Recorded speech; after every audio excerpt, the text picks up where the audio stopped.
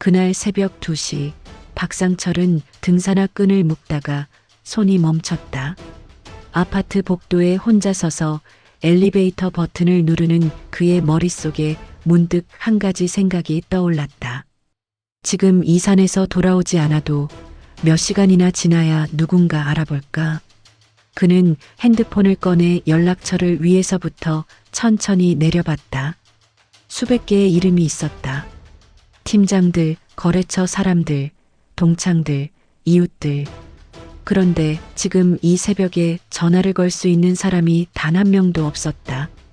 상철은 핸드폰을 주머니에 넣고 산으로 향했다. 그날 아침까지만 해도 자신이 이 길을 걷게 될 거라고는 상상도 못했다. 그리고 까마득한 낭떠러지에서 날아올라 비로소 자유를 찾아 하늘의 별이 되었다. 불과 6달 전만 해도 그는 35년을 몸바친 회사에서 박수를 받으며 내려왔을 때 그것은 사회라는 거대한 덩치 앞에서 무력하기 짝이 없는 그저 사용을 다했으니 폐기되었다는 것을 깨닫기까지 6개월밖에 시간이 필요치 않았다. 상철의 사연이 공감되신다면 구독과 좋아요 부탁드리며 지금부터 사연 시작합니다. 퇴직식 날 회사는 제법 성대하게 차려줬다. 2월 마지막 날이었다. 창밖엔 아직 겨울 끝자락에 찬 바람이 불고 있었는데 강당 안은 형광등 불빛이 환하게 켜져 있었다. 35년을 다닌 회사의 강당이었다.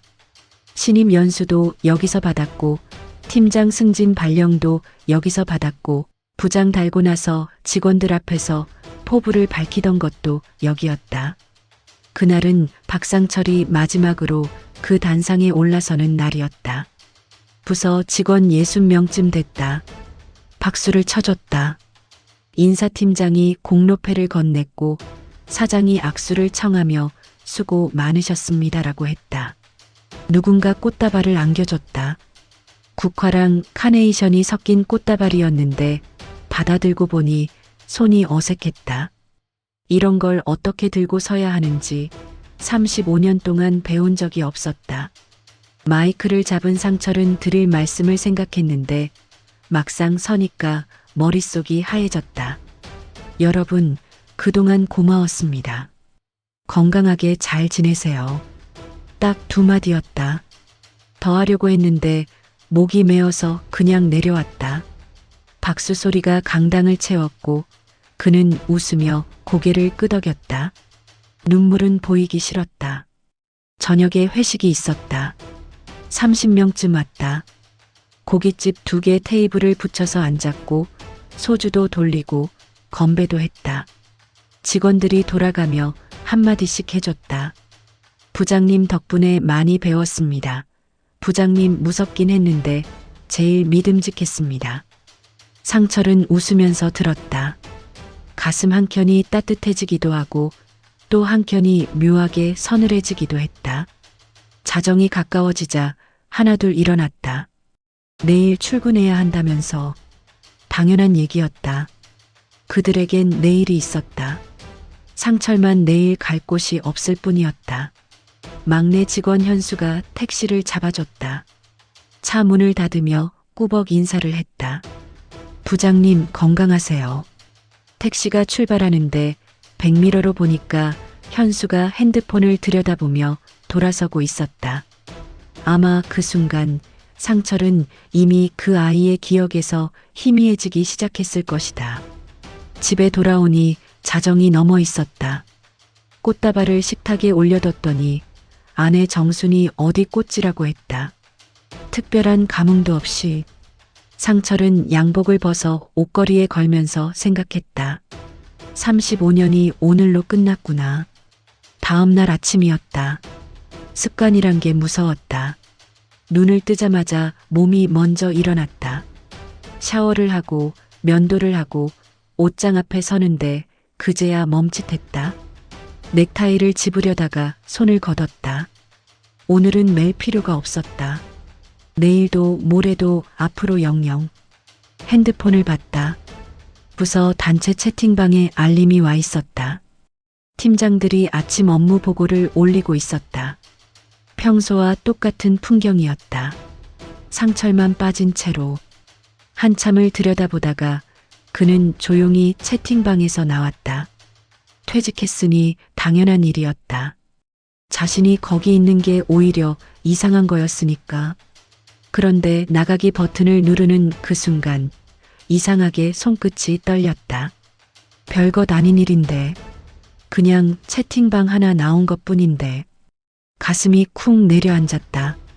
35년이 진짜로 끝났다는 게 퇴직식보다 그 순간에 더 실감이 났다. 처음 일주일은 그래도 견딜만 했다. 늦잠도 자보고 오전에 느긋하게 커피도 마셨다. 신문도 처음부터 끝까지 다 읽어봤다. 평생 바빠서 못했던 것들을 해볼 수 있다고 나름 기대도 했다. 그런데 둘째 주부터 이상한 느낌이 들기 시작했다. 전화가 없었다. 재직 중엔 하루에 전화가 수십 통씩 왔었다. 팀장들 보고 전화, 거래처 확인 전화, 본부장 호출 전화. 밥 먹다 받고, 화장실에서 받고, 자다 깨서 받은 적도 있었다. 그게 그렇게 귀찮았는데 막상 없어지고 나니까 상철은 핸드폰을 자꾸 들여다보게 됐다. 혹시 무음으로 놓은 거 아닌가 싶어서 볼륨도 다시 확인하고 스팸 문자였다. 대출 광고, 보험 가입 권유, 아파트 관리비 청구서, 그게 다였다. 3주쯤 됐을 때 상철이 먼저 연락을 해봤다. 같은 부서 팀장 출신 후배 영호한테 전화를 했다. 밥이나 한번 먹자고. 영호는 반갑다고 했다. 그러면서 요즘 프로젝트가 좀 빡세서요. 다음 달에 연락드릴게요라고 했다. 다음 달이 됐다. 연락이 없었다. 다시 문자를 보냈더니 읽음 표시만 뜨고 답이 없었다. 이틀 뒤에 죄송합니다. 부장님, 곧 연락드릴게요라는 짧은 문자 하나가 왔다. 그 뒤로 연락이 끊겼다. 거래처 이사 민상욱한테도 연락을 했다. 15년 넘게 같이 일한 사람이었다. 명절마다 선물 주고받고 아이들 대학 갈 때 축하도 해줬다. 민 이사는 전화를 받자마자 반갑게 얘기를 나눴다. 그러다 상철이 요즘 뭐 하시나요? 한번 뵈야지요라고 하자 잠깐 뜸을 들이더니 이렇게 말했다. 부장님, 저도 요즘 담당자가 바뀌어서 정신이 없어요. 자리 잡히면 제가 먼저 연락드리겠습니다. 담당자가 바뀌었다. 그 말이 무슨 뜻인지 상철은 알아들었다. 그는 더 이상 그 회사와 연결된 사람이 아니었다. 민 이사한테 상철은 이미 과거였다. 한 달이 지났을 무렵 상철은 혼자 방에 앉아 오래 생각을 했다. 35년 동안 자신이 쌓아온 인맥이라는 게 사실은 명함 위에 적힌 직함이 쌓아온 것이었다는 걸 그제야 깨달았다. 부장 박상철이 아닌 그냥 박상철한테는 아무도 전화를 하지 않았다. 생각해보면 당연한 일이었다. 영호는 지금 살아남아야 하는 직장인이고 민 이사는 새 담당자와 관계를 쌓아야 하는 사람이었다. 그들이 나쁜 게 아니었다. 세상이 원래 그런 건데 상철만 몰랐던 것이다. 직장 생활을 하는 동안 그는 자신이 사람을 사귄다고 생각했다. 그런데 사실은 자리가 사람을 불러 모은 것이었다. 부장이라는 자리가 있었기 때문에 사람들이 곁에 있었던 것이고 그 자리가 사라지는 순간 사람들도 함께 빠져나갔다. 조수가 빠지면 물이 따라 나가듯이 억울함보다 더 무거운 감정이 올라왔다. 두려움이었다. 앞으로 남은 시간이 두려웠다. 61살. 아직 20년은 더 살아야 할 나이. 그 20년을 어떻게 채워야 하는지 아무도 알려준 사람이 없었다. 입사하는 법, 승진하는 법, 성과 내는 법은 수없이 배웠는데 은퇴 이후를 어떻게 살아야 하는지는 단 한 번도 배운 적이 없었다. 강당에 울렸던 박수 소리가 그때서야 다르게 들렸다. 그건 박상철에 대한 박수가 아니었다. 35년간 그 자리를 지킨 사람에 대한 예의였던 것이다. 박수가 끝나는 순간 그는 조용히 무대 뒤로 내려온 것이고 무대 뒤는 어두웠다. 아무도 없었고 아무런 안내도 없었다. 꽃다발은 사흘 만에 시들었다. 정순이 버려야겠다고 했을 때 상철은 아무 말도 하지 못했다. 그 꽃다발이 어쩐지 자신의 모습 같아서 61살의 봄. 세상에서 박상철이라는 이름이 지워지기 시작한 계절이었다. 퇴직하고 나서 박상철의 자리가 생겼다. 거실 소파였다. 창가 쪽 왼편 자리. 햇볕이 오전 10시쯤 되면 딱 거기까지 들어왔다. 처음엔 그냥 앉았다가 일어나고 앉았다가 일어나고 했는데 어느 날부터인가 거기 앉으면 일어나는 게 귀찮아졌다. 텔레비전을 틀어도 눈에 들어오지 않고 신문을 펼쳐도 글자가 읽히지 않았다. 그냥 창밖을 바라보는 거였다. 구름이 가고 바람에 나뭇가지가 흔들리고 아파트 경비 아저씨가 마당을 쓸고 그런 걸 하염없이 바라보다 보면 오전이 가고 점심이 오고 또 오후가 갔다. 그게 상철의 하루였다. 정순이는 말이 없는 사람이었다. 원래도 과묵한 편이긴 했다. 30년을 같이 살면서 큰 소리 한 번 없었고 싸워도 오래가지 않았다. 그래서 처음엔 괜찮을 거라 생각했다. 부부가 같이 있는 시간이 많아지면 오히려 더 좋아지지 않을까 싶기도 했다. 그런데 아니었다. 정순이는 상철이 부엌에 들어서면 몸이 굳었다.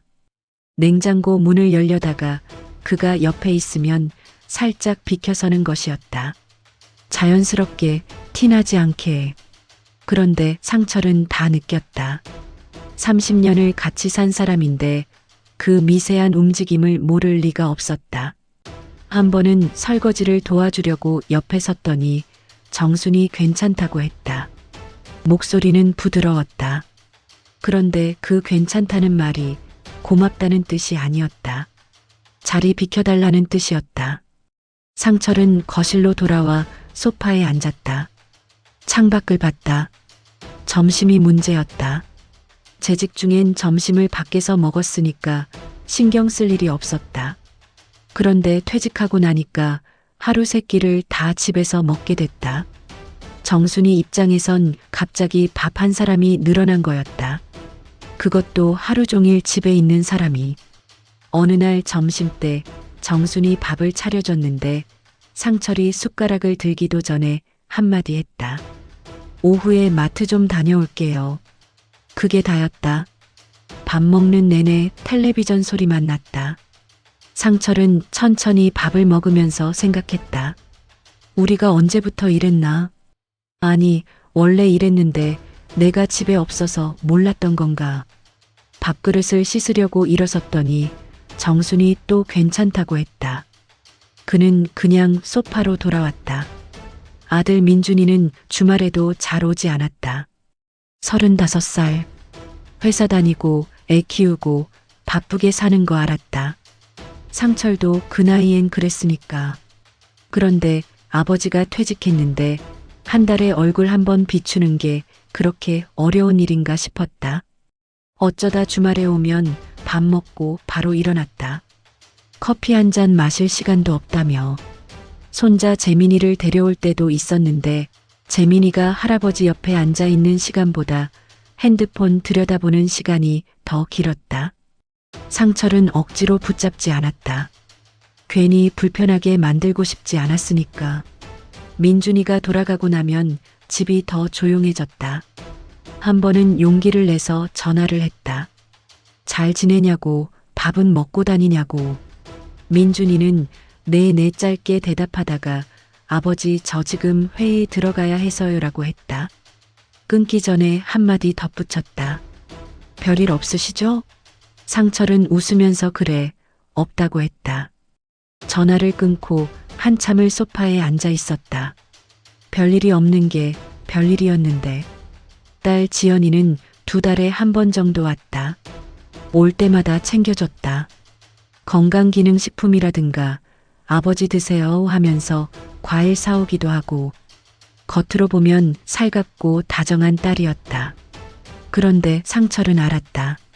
지연이가 오는 건 아버지가 보고 싶어서가 아니라 다녀갔다는 사실이 필요해서였다는 걸. 한 번은 지연이가 오자마자 정순이를 붙들고 한참 얘기를 했다. 상철은 옆에 앉아 있었는데 두 사람 대화에 낄 자리가 없었다. 딸과 엄마의 이야기였고 그는 그냥 옆에 앉아 있는 사람이었다. 지연이가 돌아갈 때 현관에서 잘 가라고 했더니 지연이가 웃으며 말했다. 아버지, 운동 좀 하세요. 맨날 소파에만 계시면 몸이 굳어요. 맞는 말이었다. 근데 그 말이 왜 그렇게 쓸쓸하게 들렸는지. 가장 힘든 건 저녁이었다. 하루 종일 집에 있다 보면 저녁 먹고 나서가 제일 길었다. 정순이는 드라마를 봤다. 상철은 옆에 앉아 있었는데 같은 화면을 보면서도 서로 다른 곳에 있는 것 같았다. 광고가 나오면 정순이 일어나 주방을 정리하고 상철은 멀뚱히 광고를 봤다. 드라마가 끝나면 정순이는 먼저 들어가 잤다. 잘게요. 그 한마디였다. 잘 자도 아니고 자겠다는 통보였다. 상철은 불 꺼진 거실에 혼자 앉아 있었다. 텔레비전을 끄면 너무 조용해서 일부러 늦게까지 켜뒀다. 화면 빛만 거실을 채우고 그는 소파에 기대어 눈을 감았다. 이게 노년이구나. 박수 받고 내려온 무대가 이거구나. 누군가 자신을 필요로 하는 곳이 없다는 게 이렇게 무겁고 조용한 것이었구나. 퇴직하고 2달이 지났을 무렵 상철은 아침에 눈을 뜨는 게 싫어지기 시작했다. 눈을 뜨면 하루를 시작해야 하니까. 그런데 시작할 하루가 없었다. 그냥 시간이 흘러가는 거였다. 아침이 오고 점심이 오고 저녁이 오고 또 밤이 왔다. 그 시간들이 그에게는 다 똑같았다. 어느 날 아침 세면대 앞에 서서 거울을 봤다. 언제 이렇게 늙었나 싶었다. 눈밑이 처졌고 볼이 홀쭉해졌고 눈빛이 꺼져 있었다. 35년 동안 그 눈빛으로 직원들 앞에 섰던 사람이 맞나 싶었다. 면도를 하다가 손을 멈췄다. 오늘 면도를 해야 할 이유가 있나? 만날 사람도 없고 나갈 곳도 없는데. 그는 면도기를 내려놓고 거실로 나왔다. 소파에 앉았다. 창밖을 봤다. 그렇게 또 하루가 시작됐다. 동창의 날짜가 문자로 왔다. 고등학교 졸업한 지 40년이 넘었는데도 1년에 한두 번은 모였다. 퇴직하고 나서 받은 첫 번째 외부 연락이었다. 상철은 문자를 보고 한참을 망설였다. 가야 하나 말아야 하나. 정순이한테 말했더니 다녀오라고 했다. 짧게. 집에서 하루 종일 소파에 앉아 있는 것보다는 낫겠다는 뜻이었겠지. 그는 오랜만에 다림질한 셔츠를 꺼내 입었다.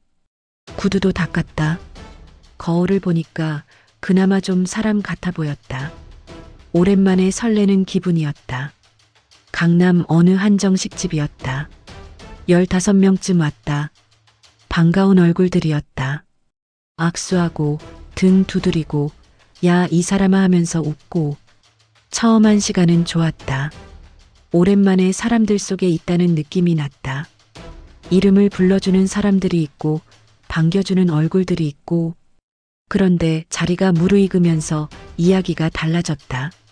다들 근황을 얘기하기 시작했다.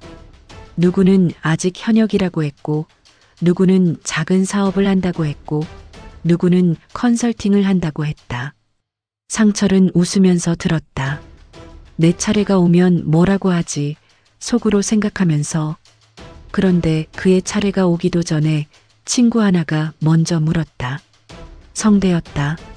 대학은 다른 데 갔는데 고등학교 때부터 꽤 친했던 친구였다. 야 상철아, 너 이번에 퇴직했다며? 성대가 소주잔을 들며 환하게 웃었다. 야, 그럼 이제 백수네. 좋겠다. 맨날 놀고. 나도 빨리 백수 되고 싶다. 웃으며 한 말이었다. 좌중에서 웃음이 터졌다. 가벼운 농담이었겠지. 성대도 아기가 없었을 것이다. 그냥 분위기 맞춰 던진 한마디였겠지. 그런데 상철은 웃지 못했다. 순간 얼굴이 굳는 게 느껴졌다. 억지로 입꼬리를 올렸다. 그러게 하면서 소주잔을 들었다. 그리고 한 번에 다 마셔버렸다. 백수, 35년을 바친 사람한테 1차가 끝나고 누군가 2차 가자고 했다. 근처 호프집으로 자리를 옮겼다. 10명쯤 따라왔다. 맥주잔이 돌고 안주가 나오고 분위기가 다시 달아올랐다. 상철은 아까 받은 상처를 털어내려는 듯 맥주를 몇 잔 더 마셨다. 자리가 파할 무렵 계산서가 나왔다. 그런데 그 순간이 묘하게 돌아갔다. 성대가 먼저 손을 들었다. 내가 낼게.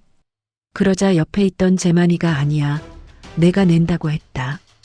둘이 실랑이를 하는데 또 다른 친구 병호가 끼어들었다. 야, 이거 내가 내야지. 오늘 내가 제일 많이 마셨잖아. 아무도 상처를 보지 않았다. 그도 손을 들려고 했다. 팔을 들다가 멈칫했다. 성대가 이미 카운터로 걸어가고 있었고 나머지 친구들은 잠바를 챙겨 입고 있었다. 손을 들 타이밍이 사라져버린 것이었다. 아무도 상철이 내가 내라고 하지 않았다. 재직 중이었다면 달랐겠지. 분명히 누군가 그랬을 것이다. 야, 부장님이 오늘 쏘셔야죠 하면서 슬쩍 떠밀었겠지. 그게 귀찮기도 했지만 사실은 그게 그가 거기 있다는 증거였다. 그런데 이제 상철은 그냥 앉아있는 사람이었다. 계산을 끝내고 돌아온 성대가 자, 일어나자며 손뼉을 쳤다. 상철은 일어나면서 야, 성대야, 내가 다음엔 낼게 했더니 성대가 웃으며 억울해하고는 다른 친구한테 가버렸다. 다음엔 그 말이 공중에 떠 있었다. 집에 오는 택시 안에서 상철은 창문에 이마를 기댔다. 불빛들이 흘러가고 있었다. 강남 대로변의 빌딩들, 횡단보도를 건너는 사람들, 편의점 간판들, 다들 자기 자리에서 빛나고 있었다. 그는 그 불빛들을 보면서 생각했다. 저 안에 내 자리는 없구나. 눈물이 났다. 소리는 안 냈다. 그냥 유리창에 기댄 채로 흘러내리는 것들을 내버려뒀다. 그 뒤로 동창회에 나가지 않았다. 사람들 속에 있으면 따뜻해질 줄 알았는데 오히려 더 춥더니 내가 없어도 아무렇지 않은 자리에 굳이 끼어 있는 것 같아서 산에 가기 시작한 건 그 무렵이었다. 그 무렵 기태한테 전화가 왔다. 김기태, 대학 동창이었다. 30년 넘게 알고 지낸 사이였다. 성격이 호탕하고 말이 청산유수라 어딜 가도 분위기를 주도하는 녀석이었다. 기태 목소리가 전화기 너머로 쨍쨍했다. 야, 상철아, 나야. 잘 지내냐? 퇴직했다는 얘기 들었어. 밥이나 한번 먹자. 오랜만에 먼저 연락해준 사람이었다. 상철은 너무 반가웠다. 다음 날 바로 나갔다. 강북 어느 갈비집이었다. 기태는 여전히 에너지가 넘쳤다. 소주 한잔하면서 이런저런 얘기를 나눴다. 퇴직 후 어떻게 지내냐, 건강은 어떠냐, 아이들은 잘 있냐. 오랜만에 자신에 대해 물어봐주는 사람이 있다는 게 그렇게 좋을 수가 없었다. 그러다 기태가 목소리를 낮췄다. 상철아, 사실 오늘 밥만 먹으려던 게 아니야. 너한테만 얘기하는 건데. 상철은 소주잔을 내려놓고 기태를 봤다. 기태는 자원 재활용 사업을 시작했다고 했다. 정부에서 친환경 사업 육성 정책을 강하게 밀고 있어서 지원금도 나오고 수익 구조도 탄탄하게 짜여 있다고 했다. 동업자도 공기업 출신의 업계 경력 20년짜리라고 했다. 이미 몇몇 지인들이 들어와 있는데 수익이 잘 나오고 있다고도 했다. 그러면서 이렇게 말했다. 퇴직금 놀리지 마라. 은행에 넣어봤자 이자가 얼마나 되냐. 여기 넣으면 1년 안에 2배야. 나는 너 잘 되라고 얘기하는 거야. 다른 사람한테는 말 안 했어. 상철은 들으면서 마음이 흔들렸다. 퇴직금이 7천만 원이었다. 35년을 일해서 받은 돈이었다. 그 돈을 어떻게 굴려야 하나 막막하던 차였다. 그리고 무엇보다 그는 그냥 뭔가를 하고 싶었다. 소파에 앉아서 창밖만 보는 게 아니라 뭔가에 참여하고 싶었다. 결정을 내리고 역할을 갖고 싶었다. 기태가 내민 건 돈 버는 기회가 아니라 상철에게는 존재감이었다. 상철은 그날 바로 결정하지 않았다. 일주일을 생각했다. 인터넷도 검색해봤고 자원 재활용 업계가 어떻게 돌아가는지도 찾아봤다. 기태한테 자료 좀 보내달라고 했더니 다음날 바로 왔다. 사업계획서에 수익 분석표에 동업자 프로필까지. 꽤 그럴듯했다. 결국 혼자 결정했다. 정순이한테 말하면 반대할 게 뻔했다. 그냥 자신이 결정하고 싶었다. 35년 만에 처음으로 뭔가를 주도하고 싶었다. 기태를 다시 만나서 계약서에 도장을 찍었다. 7천만 원. 전부였다. 기태가 환하게 웃으며 악수를 청했다. 야, 잘 생각했다. 후회 안 한다. 집에 오는 길에 오랜만에 발걸음이 가벼웠다. 뭔가를 해냈다는 기분이었다. 소파에 앉아서 창밖만 보던 사람이 아니라 결정을 내린 사람이 된 것 같았다. 그게 얼마나 어리석은 기분이었는지 그때는 몰랐다. 한 달이 지났다. 계약서에 도장을 찍던 날 기태가 했던 말이 생각났다. 첫 달 수익은 다음 달 초에 정산된다고 했었다. 상철은 핸드폰을 들고 기다렸다. 연락이 없었다. 며칠을 더 기다렸다. 그런데 열흘이 지나도 아무 소식이 없었다. 기태한테 문자를 보냈다. 야, 기태야, 정산은 언제쯤 되냐? 답이 왔다. 요즘 좀 바빠서 다음 주에 연락할게. 다음 주가 됐다. 연락이 없었다. 이번엔 전화를 했다. 기태가 받았다. 목소리는 여전히 밝았다. 야, 상철아, 미안해. 요즘 사업 확장하느라 정신이 없어. 이번 달 말에 한꺼번에 정산해 줄게. 걱정하지 마. 상철은 그 말을 믿었다. 30년 친구였으니까. 이번 달 말이 됐다. 연락이 없었다. 이번엔 전화를 했는데 받지 않았다. 1번, 2번, 3번. 받지 않았다. 문자를 보냈더니 나중에 연락할게라는 짧은 답이 왔다. 그때부터 이상한 느낌이 들기 시작했다. 가슴 어딘가가 서늘해지는 느낌. 설마 하는 생각이 스멀스멀 올라왔다. 아니야, 기태가 그럴 리 없어. 30년을 알고 지낸 친구인데. 상철은 그 생각을 애써 눌렀다. 그런데 누를수록 더 올라왔다. 2달째 접어들면서 상철은 직접 사무실을 찾아갔다. 계약서에 적힌 주소로 갔다. 서울 외곽 작은 빌딩이었다. 엘리베이터를 타고 5층에 내렸는데 복도가 조용했다. 계약서에 적힌 호수 앞에 섰다. 문이 잠겨 있었다. 문에 귀를 대봤다. 아무 소리도 없었다.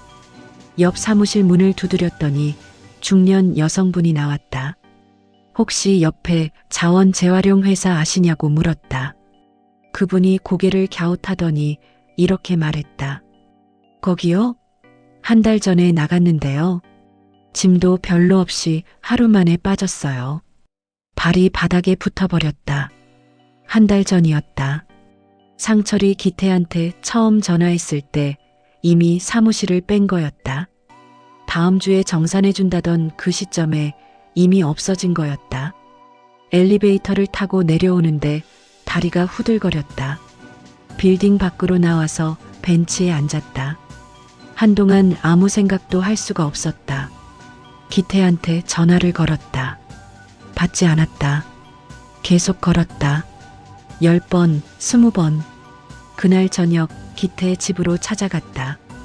전에 한두 번 가본 적이 있는 아파트였다. 초인종을 눌렀더니 기태 부인이 나왔다. 상처를 보더니 얼굴이 굳었다. 이미 알고 있다는 표정이었다. 기태 있냐고 했더니 부인이 잠깐만요 하고 문을 닫았다. 한참이 지나도 열리지 않았다. 다시 초인종을 눌렀더니 이번엔 아무도 나오지 않았다. 상철은 아파트 현관 앞에 서서 한동안 그 문을 바라봤다. 30년이었는데 집에 돌아오는 길이 그렇게 멀게 느껴진 적이 없었다. 지하철을 탔는데 어느 역에서 내려야 하는지 한동안 생각이 나지 않았다. 멍하니 앉아서 사람들을 봤다. 퇴근하는 사람들, 이어폰 끼고 음악 듣는 젊은이들, 다들 갈 곳이 있고 돌아갈 자리가 있는 사람들이었다. 7천만 원이었다. 35년을 일해서 받은 돈이었다. 손에 쥐었다가 놓친 게 아니라 스스로 갖다 바친 꼴이었다. 뭔가를 하고 싶었다는 이유로, 존재감이 필요했다는 이유로 그 어리석음이 너무 부끄러웠다. 정순이한테 말하지 못했다. 일주일을 혼자 끌어안고 있었다. 밥도 제대로 못 먹었고 잠도 못 잤다. 결국 정순이가 통장을 봤다. 잔액을 보고 얼마나 놀랐을지 상철은 그 장면을 상상하기가 싫었다. 저녁에 집에 들어오니 정순이 거실에 앉아 있었다. 텔레비전도 안 켜고 그냥 앉아 있었다. 상철을 보더니 아무 말도 하지 않았다. 그냥 일어나서 방으로 들어갔다. 문이 닫히는 소리가 났다. 상철은 현관에 서서 구두도 못 벗고 한동안 그 문을 바라봤다. 며칠 뒤에 아들 민준이한테서 전화가 왔다. 목소리가 차가웠다. 어머니한테 들었다고 했다. 아버지, 어떻게 그럴 수가 있어요? 상철은 그 말에 아무 대답도 못했다. 민준이가 말을 이었다. 그 돈이 어떤 돈인지 아시잖아요. 노후 자금이잖아요. 친구 말만 믿고 어떻게 그런 결정을 해요, 아버지가. 틀린 말이 하나도 없었다. 그래서 더 아팠다. 상철은 미안하다고 했다. 민준이는 한참 침묵하더니 경찰에 신고는 했냐고 물었다. 아직이라고 했다. 민준이가 한숨을 쉬었다. 아버지, 저도 어떻게 해드릴 수가 없어요. 전화가 끊겼다. 경찰에 신고를 했다. 담당 형사는 처음부터 표정이 밝지 않았다. 이런 경우가 워낙 많다고 했다. 지인 투자 사기는 돈 받기가 쉽지 않다고도 했다. 잠적하면 찾는 데만 시간이 걸리고 찾아도 재산이 없으면 받을 수가 없다고. 7천만 원. 돌아오지 않을 수도 있었다. 경찰서를 나오는데 다리가 풀렸다. 근처 편의점 플라스틱 의자에 앉아서 캔커피를 마셨다. 지나가는 사람들을 봤다. 다들 바빠 보였다. 누구 하나 61살짜리 남자가 혼자 앉아 있는 걸 쳐다보지 않았다. 투명 인간이 따로 없었다. 그날부터 산에 더 자주 갔다. 하루에 한 번이던 게 때로는 2번씩 갔다. 집에 있으면 정순이 눈치가 보였고 밖에 있으면 갈 데가 없었다. 산이 유일한 도피처였다. 정상에 올라서면 한동안 아무 생각도 안 났다. 그런데 내려오면 다시 다 돌아왔다. 어느 날 정상에 서서 아래를 내려다보는데 이런 생각이 들었다. 내려가지 않으면 어떨까? 깜짝 놀랐다. 그 생각이 무서운 게 아니라 낯설지 않다는 게 더 무서웠다.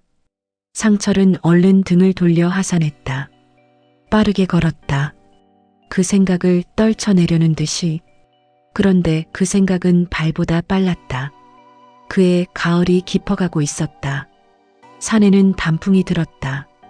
붉고 노란 잎들이 바람에 흔들렸다. 아름다운 계절이었다. 그런데 상철은 그 아름다움이 눈에 들어오지 않았다. 산을 오르면서도 발밑만 봤다. 한 걸음 한 걸음. 그냥 걷는 것이었다. 어딘가에 도착하려는 게 아니라 그냥 멈추지 않으려고. 멈추면 생각이 났으니까. 7천만 원. 기태. 정순이의 침묵. 민준이의 목소리. 지연이의 형식적인 안부. 채팅방에서 나가기 버튼을 누르던 손끝.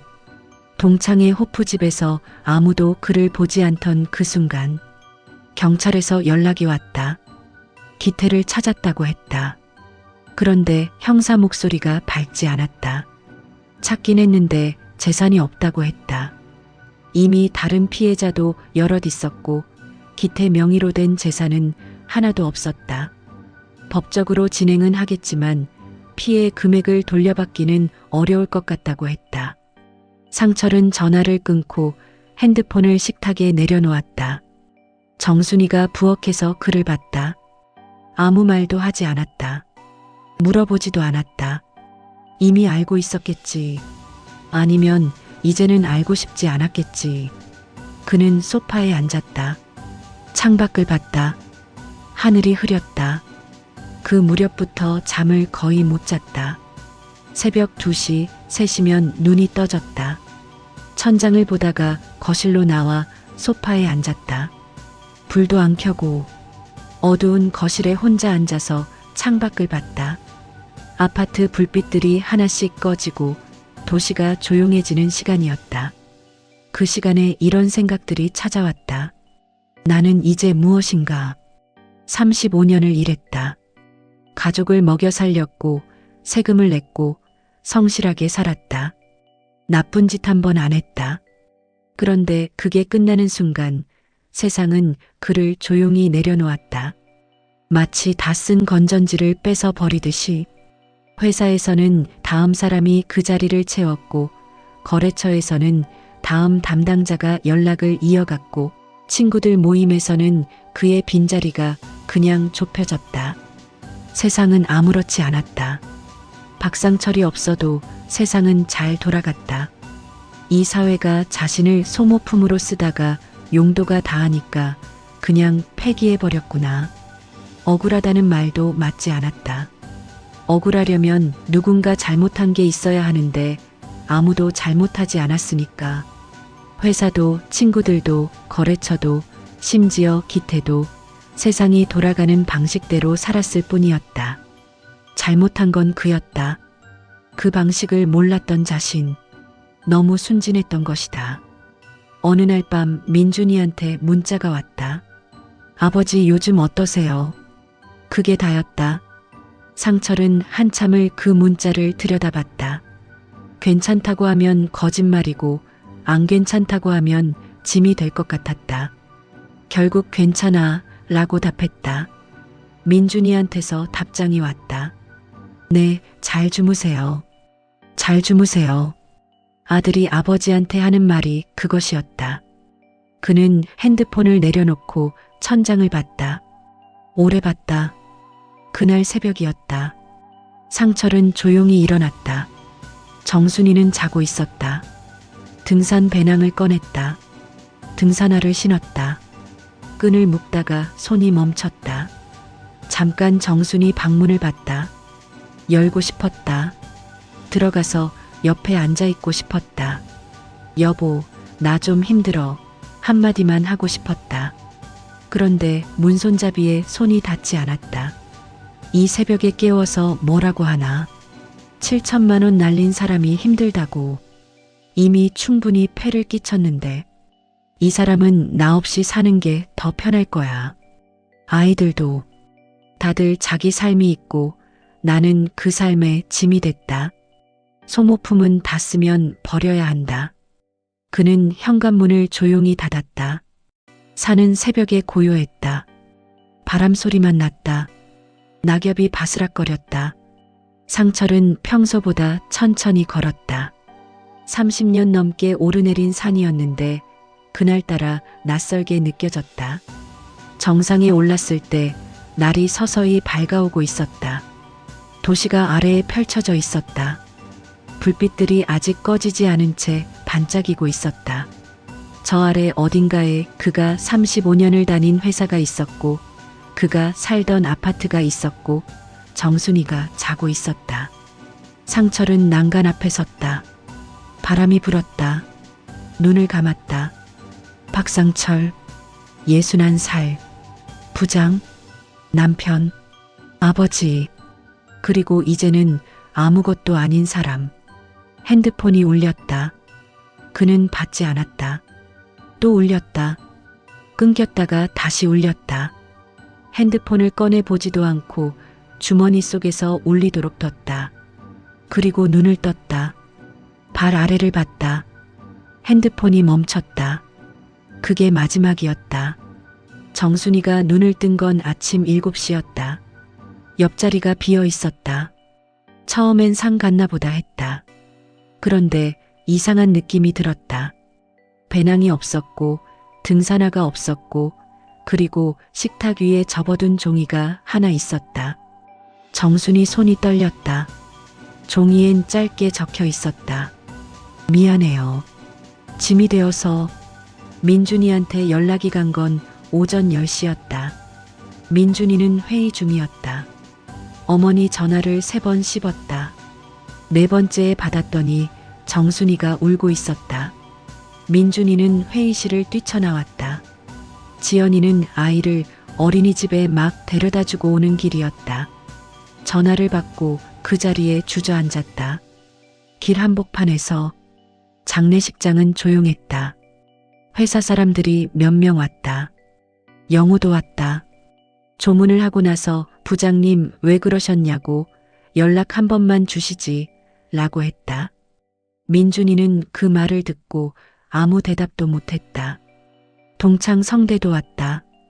영정 앞에 서서 한동안 고개를 들지 못했다. 야 상철아, 내가 백수라고 했을 때 그게 그렇게 상처가 됐냐? 미안하다. 그 말을 할 때 성대 눈에 눈물이 고였다. 기태는 오지 않았다. 민준이는 아버지 방을 정리하다가 서랍에서 수첩 하나를 발견했다. 낡은 수첩이었다. 펼쳐봤더니 아버지 글씨로 빼곡하게 적혀 있었다. 날짜별로. 퇴직하고 나서 쓴 일기였다. 5월 4일. 오늘도 전화가 없었다. 5월 9일. 정순이가 한숨을 쉬었다. 내가 부엌에 들어갔을 때. 6월 21일. 동창회에서 성대가 백수라고 했다. 웃었다. 집에 와서 울었다. 7월 3일. 기태를 만났다. 오랜만에 설레는 기분이었다. 8월 15일. 도장을 찍었다. 뭔가를 한 것 같은 기분이었다. 9월 2일. 사무실이 없어졌다. 9월 28일. 민준이가 어떻게 그럴 수 있냐고 했다. 틀린 말이 없었다. 그래서 더 아팠다. 10월 4일. 나는 소모품이었다. 다 쓰고 나면 버려지는. 10월 12일. 정순이가 오늘도 먼저 들어갔다. 잘게요 라고 했다. 마지막 날짜는 사흘 전이었다. 10월 20일. 짐이 되고 싶지 않다. 이 세상은 쓸모없는 사람한테 너무 냉혹하다. 나는 열심히 살았다. 그런데 그게 아무 소용이 없었다. 민준이는 수첩을 덮지 못했다. 손으로 얼굴을 가리고 한동안 소리를 죽여 울었다. 아버지가 이렇게까지 힘드신 줄 몰랐다. 아니, 알면서 모른 척한 건지도 몰랐다. 바빴고 피곤했고 내 삶도 벅찼으니까. 아버지한테 별일 없으시죠? 라고 물은 게 전부였다. 정말 별일 없는지 들여다보지 않았다. 정순이는 한동안 밥을 먹지 않았다. 딸 지연이가 옆에 붙어서 억지로 먹였다. 어느 날 지연이가 엄마 괜찮아요? 라고 물었더니 정순이가 이렇게 말했다. 그 사람한테 밥 먹었어요. 라고 한마디만 더 했어도 됐는데. 지연이는 그 말을 듣고 아무 말도 못했다. 정순이는 창문을 보면서 말을 이었다. 눈칫밥 준 게 아니었는데. 그냥 어떻게 말을 걸어야 할지 몰랐던 거였는데. 30년을 살면서 힘들다는 말을 한 번도 안 하는 사람이었으니까. 그러니까 나도 안 물어봤어. 늘 그래도 괜찮은 줄 알았어. 박상철은 그렇게 갔다. 61살. 35년을 성실하게 살았던 사람. 나쁜 짓 한 번 없었던 사람. 그냥 시대가 바뀐 걸 몰랐고 세상이 냉혹한 걸 너무 늦게 알았고 힘들다는 말을 끝내 못했던 사람. 이 사회는 그에게 아무것도 가르쳐 주지 않았다. 열심히 일하는 법은 가르쳤다. 승진하는 법도 가르쳤고 성과 내는 법도 가르쳤다. 그런데 퇴직 이후를 사는 법은 아무도 가르쳐 주지 않았다. 역할을 잃은 뒤에도 사람으로 서는 법을 이 사회는 단 한 번도 알려주지 않았다. 그리고 그가 무너지는 동안 세상은 여전히 잘 돌아갔다.